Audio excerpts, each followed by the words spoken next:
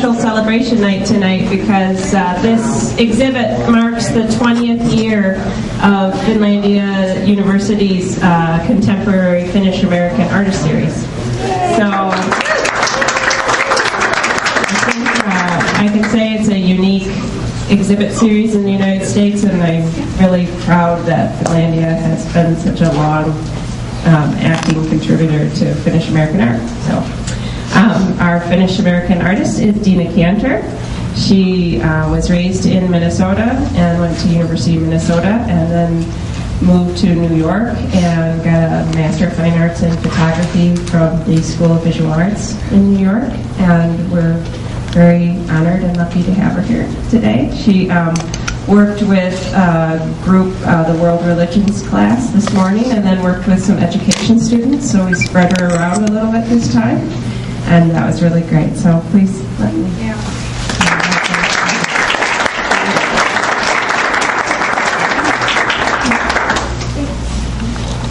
Hi.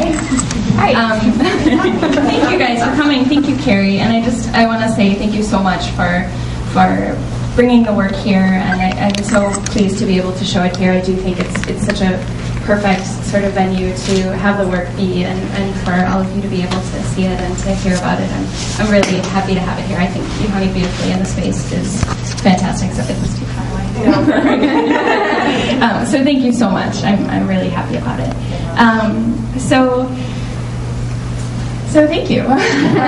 So the work is called Finnish and Jewish, and I started the work a few years back, sort of as an investigation into my own heritage.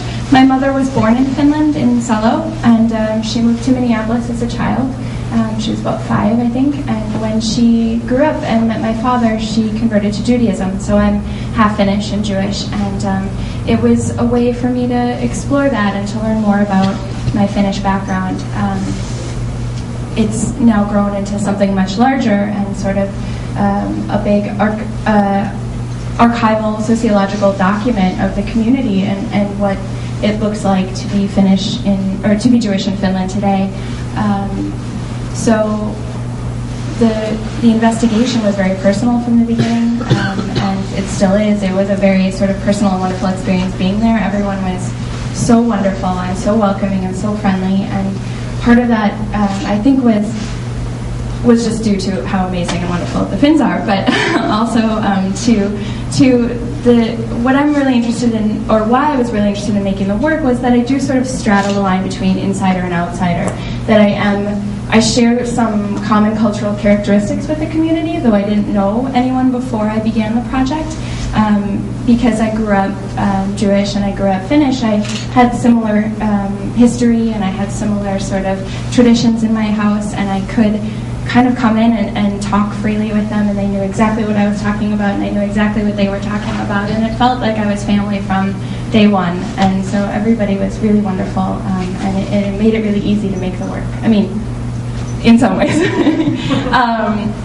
So if you don't know much about the community, there are, which I'm assuming it's not that well known, there's only about 1,500 Jews in the whole country, which Finland is about 5.3 million people, I think, right now. So that works out to about 0.02% of the population. So it's a small community, and in contrast, there's 0.18% of the population is Muslim, and there are about 84%, I believe, Lutherans in Finland. So that is a big shift, a big difference. There's only 2 synagogues in the whole country, and really only one of them is active, and that's the one in Helsinki, in the capital, where, and part of that is because there's a larger number of Jews there. There's about 1,200 of the estimated 1,500 there, but they also have a small Jewish day school and a retirement home in the same building. So when you want to be an active Jew in the country, I guess you head to Helsinki and are there. So what else can I tell you about the community?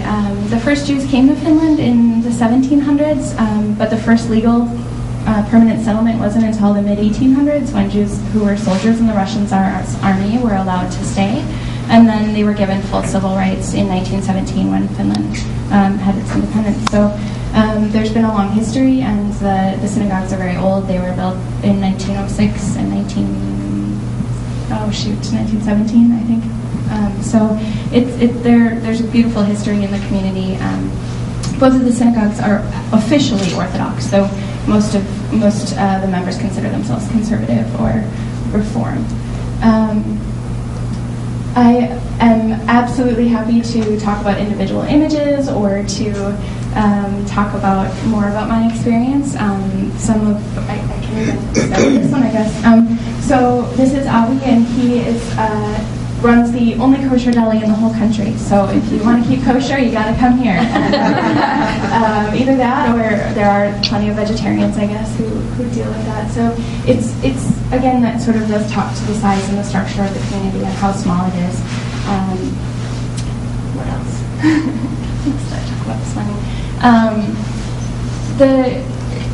The community is sort of stable, but changing in different bits and ways. There are sort of different subcultures within the subculture. So not only is there sort of just the long-standing Finnish population, there's a Russian Jewish Finnish population, there is an American Jewish Finnish population because of some immigration, and also an Israeli population. So there are, I think, are about 350 Israelis who are living in Finland now. And as I said to the class this morning, I think it's because the Israeli men find the Finnish women to be very beautiful. So, because of the size of the community, there is also a lot of intermarriage, which is part of, I think, Jewish culture everywhere. So I don't know if everyone's seen this image, but the family right here in the sort of pristine white room, they had the last sort of traditional Jewish wedding in the country that I know of. That was in 2005, and that's because the synagogue will only perform a Jewish marriage if both parties are Jewish, and because there is quite a lot of intermarriage, that doesn't happen. I was speaking with a woman who went to the Jewish day school with the man in the picture, who is of course now an adult, and she said that growing up she considered him like a brother, and she thought that it was really difficult for people who had been part of the community their whole lives to marry each other, because they grew up thinking of each other as brother and sister. So he did end up marrying a woman who had moved from the north to Helsinki, and they met later on in life. And so I think that that is sort of rare now in the community. And there are multiple stories about every image, and I'm happy to field questions and talk about individual images if you have any, or if you want to just grab me later, I'm happy to do that too. Yes. I'd like to ask a technical question. All right. I hear that you have a very large camera, and that accounts for the sharpness in them. But what about the lighting? Are you using some sort of fill light? Great. I technically, so I use a Mamiya RZ, which is a medium format film camera. The negative is 6x7, so negative is probably about that size. Mm-hmm. And so it does give me great detail and quality, and I'm able to blow them up to, I could go bigger than this, but I like this size.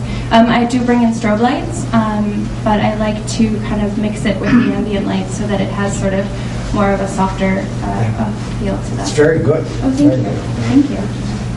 So you're using a film camera? I am. I shoot with film still on my personal work. I shoot digitally for the jobs. It goes faster. But I scan the negatives and I work on them in Photoshop. So I kind of use Photoshop as a digital darkroom. I like to talk about it that way, that I use it to color correct and adjust the images as I would if I were in the darkroom. But I do think you have this great level of control in the computer that you don't have necessarily in the darkroom. And so